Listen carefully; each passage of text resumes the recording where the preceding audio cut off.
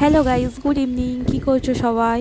তো আমি একটু ঘুমাচ্ছিলাম, ঘুম থেকে উঠে একটু ছাদে এসে দেখছি মানে ওয়েদারটা দেখো, ওয়েদারটা খুব সুন্দর, প্রচুর হাওয়া হচ্ছে, কিন্তু ভাবছি যখন ঝড় আসবে তখন কি হবে, ওটাই ভেবে ভয় লাগছে। তো চলো তোমাদেরকে কিছু দেখাবো আজকে। এখানে দেখো একটা গাছে কত আম হয়ে আছে, সেটাকে তোমাদের জুম করে দেখাবো। দেখো আমগুলো তোমরা বুঝতে পারছো, দেখো কত আম হয়ে আছে। দেখো দেখো আম গাছটা কত দূরে ছিল, সেটাকে জুম করে তোমাদের সাথে শেয়ার করলাম। দেখো কত দূরে আছে, দেখো। তো চলো একটু চারিপাশটা তোমাদেরকে ঘুরিয়ে দেখিয়ে দিই। আর এই সুপুরি গাছটা দেখো, এটা আমাদের ঘরে মানে শুয়ে থাকলে জানলা থেকে দেখা যায়। আমি যখন কোনো সময় বৃষ্টি বা ঝড় হয়, আমি গাছটাকে দেখতে থাকি দোলে, আমার খুব ভালো লাগে দেখতে ঘর থেকে। আর এখানেও একটা জিনিস তোমাদের সাথে দেখাবো।